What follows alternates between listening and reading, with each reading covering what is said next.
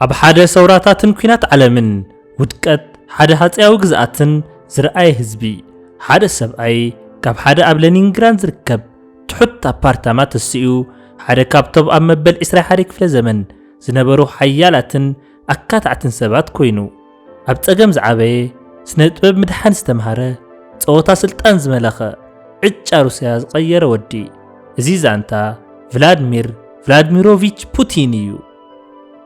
እንኳዕ ናብ ፌምላይ ምድሓን መጻኹም ኣብ ታሪኽ ናይቶም ኣዝዮም መሰርቲ ዝኾኑ ሰባት ዓለም ብዕምቆት ንጥሕል ሎም ድማ ቅያው ህይወት ናይቲ ብድሕሪ ዓለማዊ ህውከት ዘሎ ስቕ ዝበለ ስትራቴጂስት ቭላድሚር ፑቲን ሒዝናልኩም መጺና ኣለና።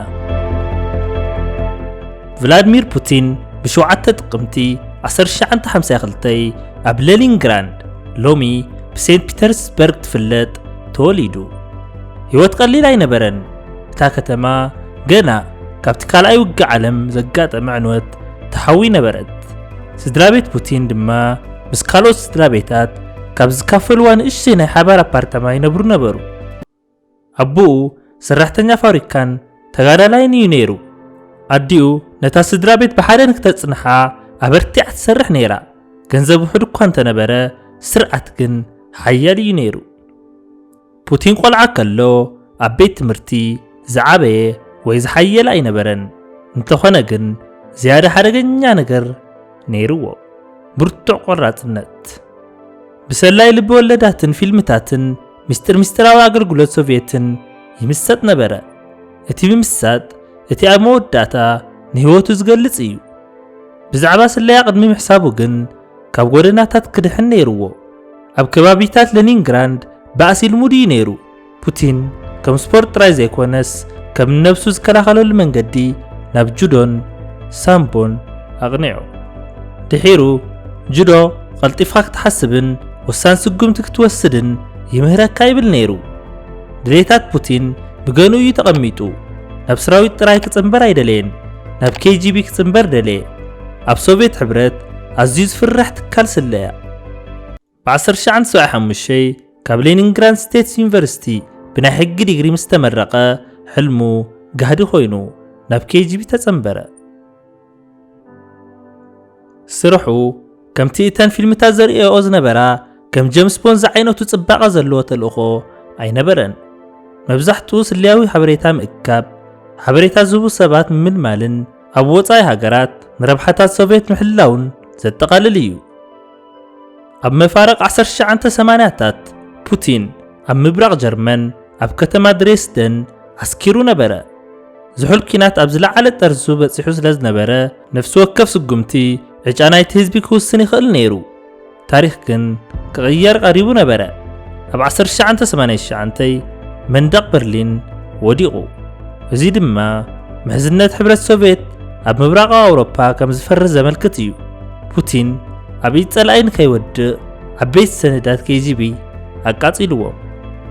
ቭላድሚር ፑቲን ኣብ 1983 ንሊድሚላ ሸክረብነቫ ተመርዒዩ። ንኣስታት 30 ዓመት ጎኒ ንጎኒ ደው ኢሎም ስቕ ኢሎም። ኣብ 2013 ግን ኩሉ ተዛዚሙ። ዕንደራ የለን፣ መግለጺ የለን፣ ስቕ ዝበለ ፍትሕ ጥራይ። ከም ምስጢር መንግስቲ ንዓለም ዝተኣወጀ። ክልተ ኣዋልድ ተወሊደን፣ ካብ ካሜራታት ተሓልየን፣ ካብ ኣርስታት ዜና ተሓቢአን። ሎም ፑቲን በይኑ ደው ኢሉ ኣሎ። ሓደ ሓቂ ግን ተሪፉ ኣሎ። እቲ ዝሓየለ ሰብኣይ ኣብ ሩስያ ውልቃዊ ህይወቱ ካብ ክረምሊን ንላዕሊ ብጽኑዕ ዓቂቡ ሒዝዎ። ፑቲን ኣብ 1990 ናብ ሌኒንግራድ ምስ ተመለሰ ኣብ ህውከት ዝነበረት ሃገር ተዓዚቡ። ሕብረት ሶቪየት ትፈርስ ነበረት። ሰባት ተስፋ ቆሪጾም ድኽነትን ገበንን እናወሰኸ ይኸይድ ነበረ። ፑቲን ኣብ 1991 ብማዕርግ ሌተናል ኮሎኔል ካብ KGB ወፂኡ ናብ ፖለቲካ ኣትዩ። ኣማኻሪ ናይቲ ተሓድሶ ዝደሊ ከንቲባ ሴንት ፒተርስበርግ ኣናቶሊ ሶብቻክ ኮይኑ ይሰርሕ። ኣብዚ ፑቲን ነቲ ዝተሓላለኸ ዓለም ፖለቲካዊ ስትራቴጂ ተማሂሩ። ምሕዝነት ምህናጽ፣ ንምምህራኑ እሙን ኮይኑ ምጽናሕን ነፍሱ መተካእታ ዘይብሉ ምግባርን። ኣብ 1996 ፑቲን ናብ ሞስኮ ብምጓዓዝ ብቁልጡፍ ናብ ፖለቲካዊ መሳልል ደየበ። እሙን ስሉጥን ስነስርዓት ዘለዎን ሰራሕተኛ ምዃኑ ንቐልቢ ፕሬዝዳንት ቦሪስ የልሲን ስሒቡ። ኣብ 1998 ሓላፊ ኣገልግሎት ጸጥታ ፌደራል ኮይኑ ተመዘዘ። ተካኢ KGB ድሕሪኡ ኣብ ታሕሳስ 1999 ቦሪስ የልሲን ብዘይተጸበየ መንገዲ ካብ ስልጣኑ ብምልቃቕ ንፑቲን ጊዜያዊ ፕሬዝዳንት ሸይምዎ። ቅድሚ ውሑዳት ዓመታት ዳርጋ ብህዝቢ ዘይፍለጥ ዝነበረ ሰብኣይ ሎሚ መራሒ ናይታ ኣብ ምድሪ ዝዓበየት ሃገር ኮይኑ ኣሎ። ፑቲን ኣብ ስልጣን ኣብ ዝነበረ ናይ መጀመርታ ዓመታት ብሓንቲ ቃል ዝተገለጸ እዩ፣ ርጉዕ እዩ። ሩስያ ኣብ 1990ታት ቁጠባዊ ውድቀት ኣሕሊፋ ነይራ። ፑቲን ስርዓት ኣምፂኡ፣ ሃገራዊ ኩርዓት መሊሱ፣ ቁጠባ ሓይሉ። ኣገባባቱ ግን ጽኑዕ፣ ሓደ ግዜ ድማ ርህራሄ ዘይብሉ እዩ ነይሩ። ስልጣን ኣማእኺሉ፣ ፖለቲካዊ ተቃውሞ ኣዳኺሙ፣ ኣብ ልዕሊ መራኸቢ ብዙሓን ምቁፅጻር ኣብዚሑ። ንብዙሓት ሩስያውያን ንሃገር ካብ ህውከት ዘድሓነ ጀግና እዩ ነይሩ። ንነቐፍቱ ንሩስያ ናብ ምልካውነት ዝመርሓ መራሒ እዩ ነይሩ። ብተወሳኺ ከቢድ መሰናኽላት ኣጋጢምዎ። ግጭት ቼቼን፣ ግብረ ሽበራዊ መጥቃዕትታትን ኣህጉራዊ ነቐፌታን ሓዊሱ። ኣብ ነፍሲ ወከፍ እዋን ግን ፑቲን ኣብ ቅድሚ ብዙሓት ሩስያውያን ዝሓየለ ኮይኑ ይቕልቀል ነይሩ። ፑቲን ኣብ 2008 ብሰንኪ ሕገ መንግስታዊ ገደብ ንጎኒ ድሕሪ ምውፅኡ ኣብ 2012 ናብ ፕሬዝደንትነት ተመሊሱ። ምምላሱ ሰፊሕ ተቃውሞታት ኣጋጢምዎ።